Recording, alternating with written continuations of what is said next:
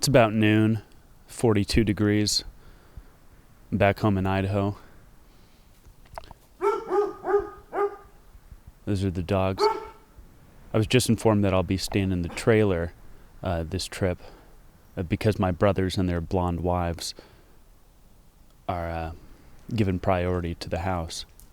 And the spare bedroom was converted to a room where Ma could sew quilts and Pa could tie fly fishing flies. So I'll be staying in the trailer this trip.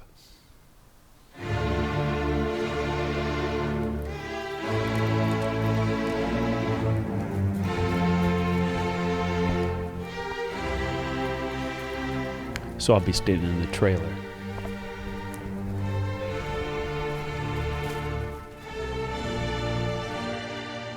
A lot of my friends, particularly the coastal elites, have cornered me over the years and asked about Idaho, what life was like here on visits or growing up.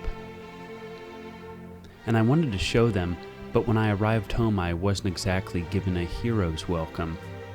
I'd been demoted to the trailer.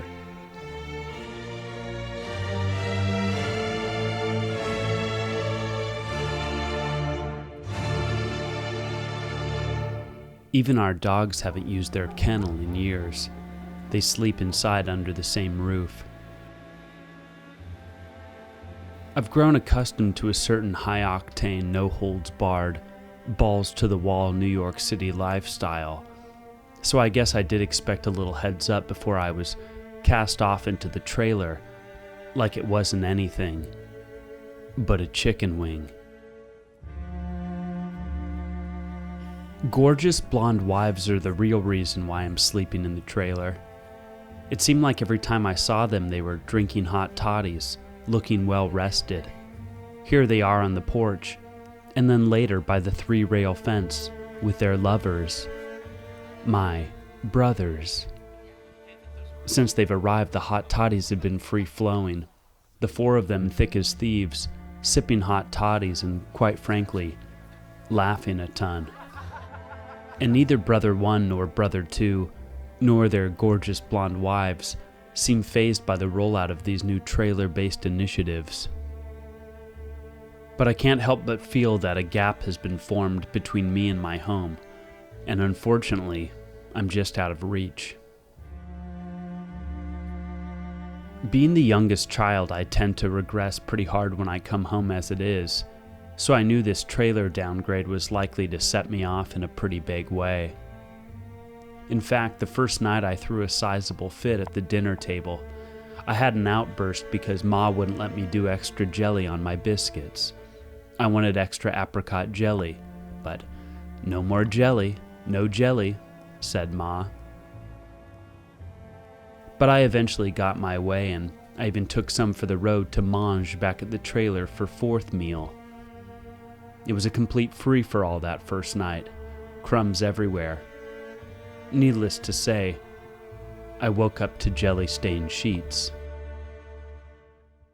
But it wasn't all fun and munchies for me that first night. I should clarify, it wasn't my first time in the trailer. You see, years and years ago, when I was fired from my brief employment with the Blue Man Group, I took the trailer to the woods and processed for a few days.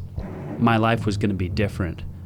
After all, it had been the dream I didn't know I had until some vague casting associate took one look at me and decided I had a certain alien quality and should be performing a severely outdated show for busloads of high school field trips and their awful chaperones. And they wanted me to do this for the rest of my life. So yes, I had a lot to process that first night. And I kept thinking about how, when they put me in for the big show, I was so nervous I couldn't seem to catch a marshmallow to save my blue life. And so in the dark, I was just lying there like, okay, so I guess I'm adulting right now. Here's Maud quilting a blanket, and there's Pa, he's interacting with wood. And the dogs doing their thing. One family member who's not with us anymore is our old dog. He's buried near the property line, near a pile of branches Pa calls the quail habitat. I thought the dog deserved a proper eulogy, so I delivered one. Unfortunately, the audio got all messed up, but just know I spoke beautifully and had some really sweet things to say, as well as a couple solid laugh lines. You could even hear the bevy of quail in their nearby habitat crying and laughing, respectively.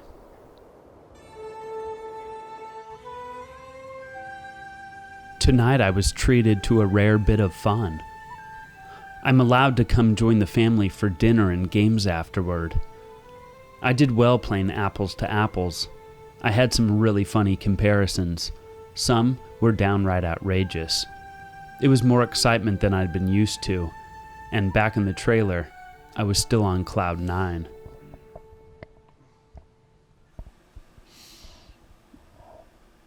I'm having trouble sleeping. I keep thinking of some of those comparisons I did earlier. I mean, they were really good. At one point, one of the cards said furious was the adjective, and then I played charging rhinos was what my card was, and that was good. And then another round, the adjective was overwhelming, and I had the perfect card. I put the far right, and that got a pretty good laugh. I don't think I won that round, but it definitely turned some heads. But it seemed like all night, I would play a card, and then the card I would draw was like the perfect card to go for, but the one I couldn't play, you know what I mean? It was like for that round. I was like, oh, why can't I play this card this round? And it kept happening without fail. Ugh. But I really did have some cool comparisons. It seemed like they wanted me to stick around and keep playing, but I was like, no, I gotta go back to the trailer. And I think we've had enough comparisons for one night. So, God,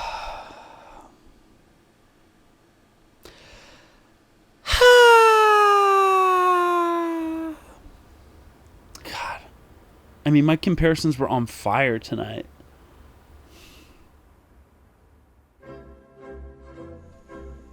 As the days slogged on, we all pitched in around the property.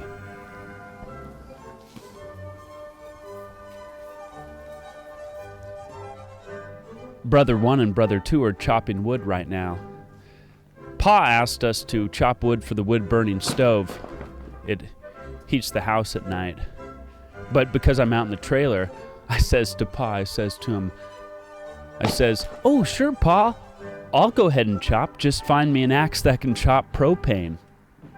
Hell, I'll stack it up to the heavens. Just find me that axe that can chop propane. That's what I says to him. I said, and while you're thinking about that, could you pass the smoked salmon? It was during dinner. So. Strong work, boys. Strong work.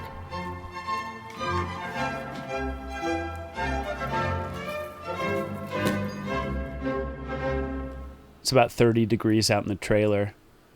I think Pa cut the power and took away my propane privileges. I guess I was giving him too much lip earlier. So, just out here with my candlestick lighting. Not to get all Barry Lyndon on you or anything. I've actually never seen all of Barry Lyndon, but I do know it has candlestick lighting. A lot of my guy friends over the years have cornered me, told me that I should check out Barry Lyndon. They say it's long, but it's really good. So.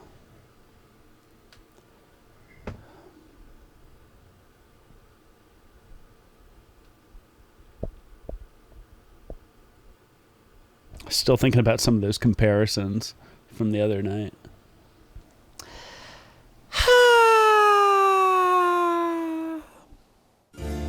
Speaking of Barry Lyndon, the family went out on a nature walk, but I was too mad at Pa or whoever. I decided to stay in to watch Barry Lyndon. I didn't finish the whole thing, but I liked what I saw. Is Miss Brady well?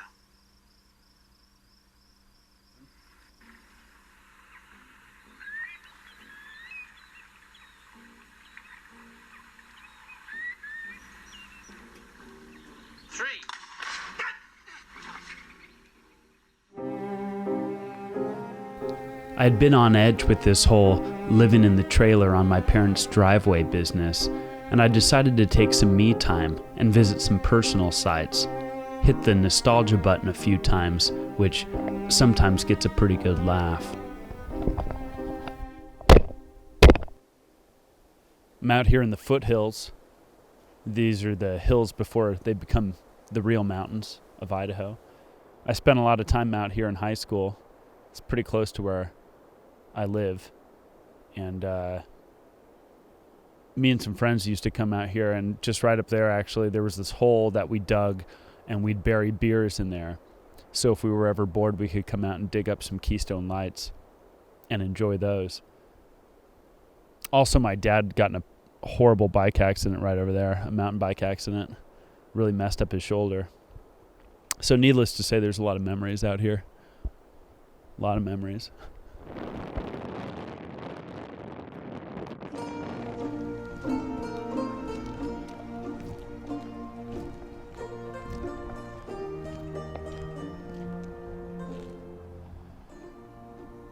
In high school, I was voted best sense of humor.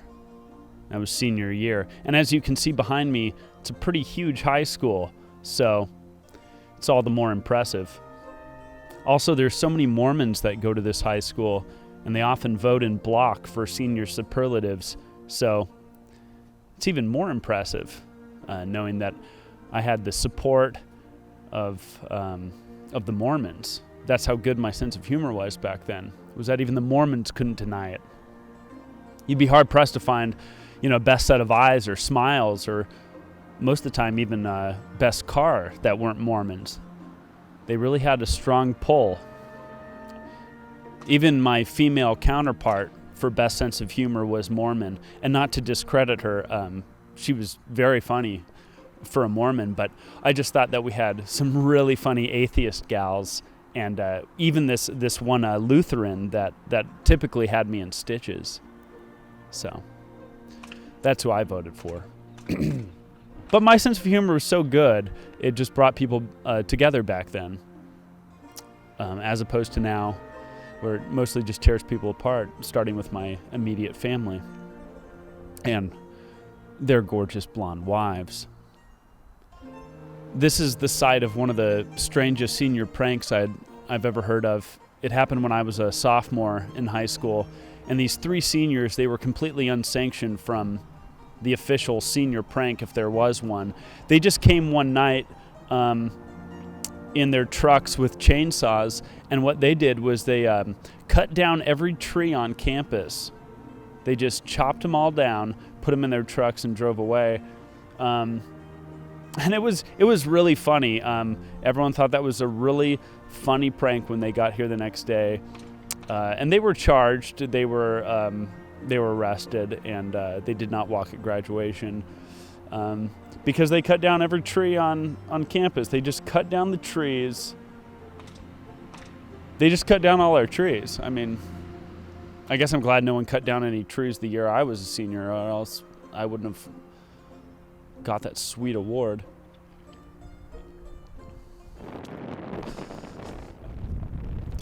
It's really hard to talk to yourself in the middle of a high school parking lot, especially when you have so many memories swirling around. I mean, this is really crazy.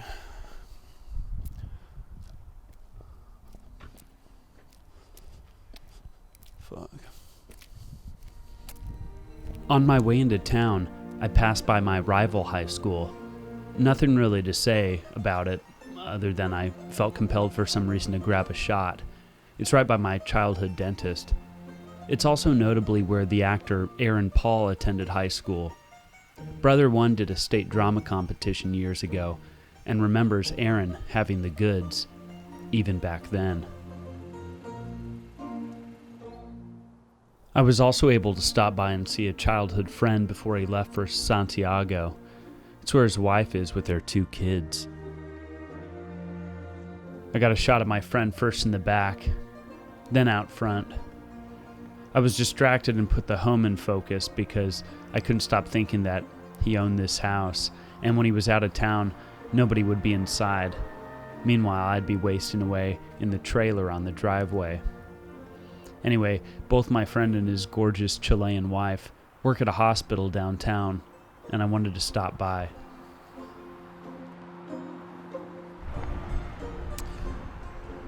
We're in downtown Boise, beautiful skyline. This is the hospital where I was born. Unfortunately, the audio got messed up again, or I didn't really like the way I was rambling. But I talk about how a friend from high school was also born in the hospital on the exact same day as me, and we bonded over that. Coincidentally, the last time I'd been inside the hospital was when he was diagnosed with cancer right before graduation. We were both 17, and he's all better now, but at the time, since he wasn't quite 18, he was eligible to make a wish for the Make-A-Wish Foundation. And what he did with his wish was he went ahead and he painted his Honda Civic orange.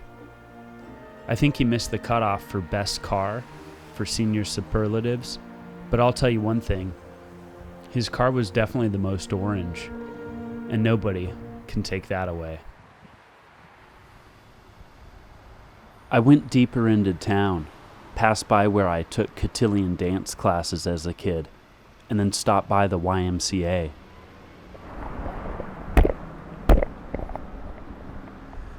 I'm here in downtown Boise outside of the YMCA. I actually went to some of my preschooling here. Some two days a week, I believe, took place right here. I haven't been here in a long time, but a friend who still lives in town tells me that Doug Marsh of the bands Tree People and Built to Spill still actually works out here and plays basketball. I don't know if that's true, but it is nice to hear that my guy's still staying active and everything. Well, a good friend of mine just walked by. So the last time I was at the YMCA was actually right here. I'm in front of the pool area.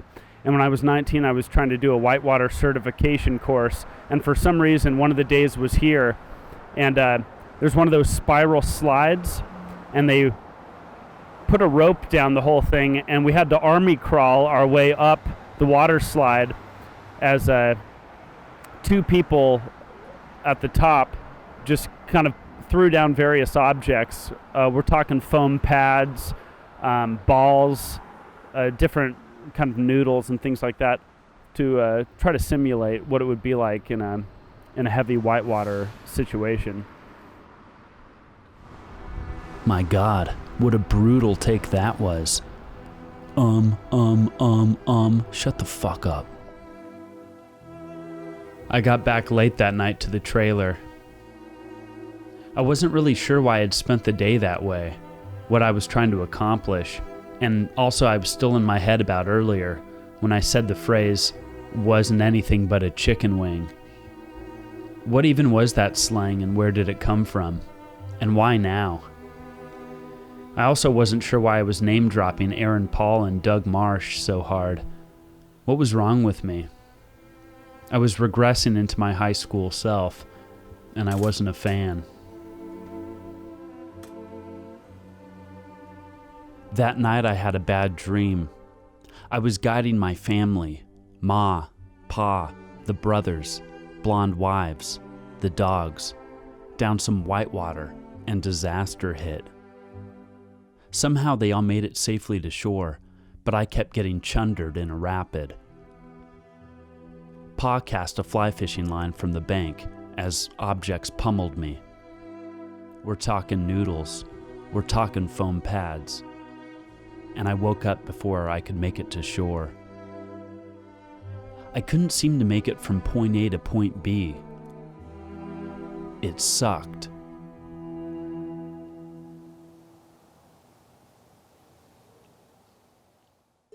I thought I'd reconnect with my parents and give them a sense of my life. They've never had a real grasp on what I'm doing, so I tried to explain the comedy world to them a bit, sort of the hot trends in layman's terms. I tend to get a bit flustered and excitable when discussing something I'm passionate about, so I was worried it may come across a bit jumbled. Let's listen in on a clip on that. But yeah, it's awesome. Like with the comedy, like you want it to be random, but not like too random. You know, there's like a sweet spot that you have to settle into that's like effectively like a cool type of randomness, you know, especially with like bizarre references and stuff. You want to take those up to the edge without going over, you know, because then it's like too weird. You know what I'm saying? So, and when you do those, like the validity is determined by the invisible hand of the economy. Like sometimes I'll just blurt out something so ridiculous and let the invisible hand take that to market. Like, it's like, is there a market for this, you know? Ow! Is that fabric okay? Ow. Yeah, and then sometimes, like, the whole point is that it's bad on purpose. You know, sometimes it's not cool to commit to anything, if that makes sense. Then the audience feels like they're, like, you know, in on the joke and everything. But then what happens is that if you were, like, never good to begin with and then try to be bad, it can be, like, you know, it runs the risk of being like unwatchable bad. So you do really need to settle into this sweet spot that's sort of like good bad, if that makes any sense. And that again is like determined by the invisible hand of the economy. So you do really want to settle into this like good bad place. You're hurting it! You're hurting it! You're hurting it! Stop hurting it! But yeah, you just want to be like good bad. Because, yeah, but it's cool to be bad on purpose. It's fun to watch as an audience member.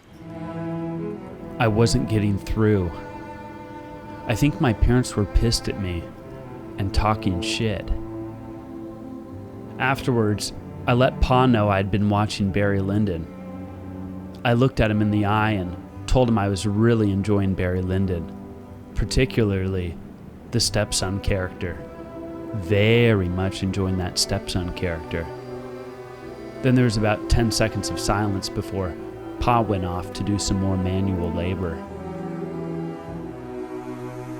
I have decided to leave my home and never return. At least during his detested life. Or during my own.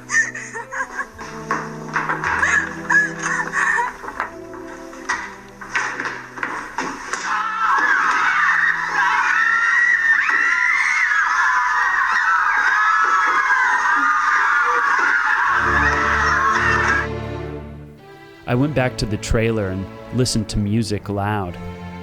Music with too many guitars in it. I was feeling like a little teenage bitch, and I needed a nap. But I couldn't catch a wink. Later on the lawn, the brothers and the wives were sipping hot toddies. I walked over and tried to join in, but they pretty much wanted nothing to fucking do with me. Yeah, they pretty much wanted goose egg to do with me at that point. Oh, here comes Pa pushing wheelbarrow. Huh? Nope, he pretty much wants me to fuck off too.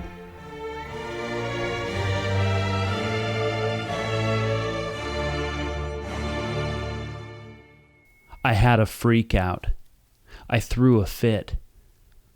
It was clear that someone had tampered with my propane supply.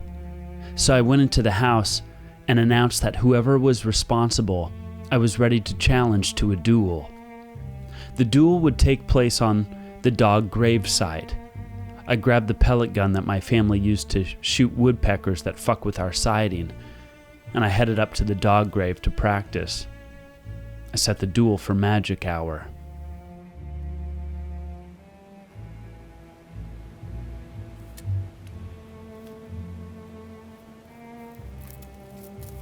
Nobody showed up to the duel, but I saw them leaving to go on an evening stroll. They asked me to come along, but I just hit them with one of my 1,000-yard stares. They threw down some hard I love yous, probably to get in my head, then bounced. I was all out of sorts. I couldn't tell if it was all in my head. I snuck back into the house and picked up where I left off with Barry Lyndon. But I fell asleep before it ended. Sir Richard, this pistol must be faulty. I'm not sure who, either Ma, Pa, brothers, blonde wives, or dogs, but someone had wrapped me up in a blanket. I was completely snug. I had been allowed to stay because either they didn't really care or I had made the whole thing up. Damn. I guess I did make the whole thing up. And I guess that's my bad. Anyways, it was about midnight. Temperature was warm in the 70s, and I was back home.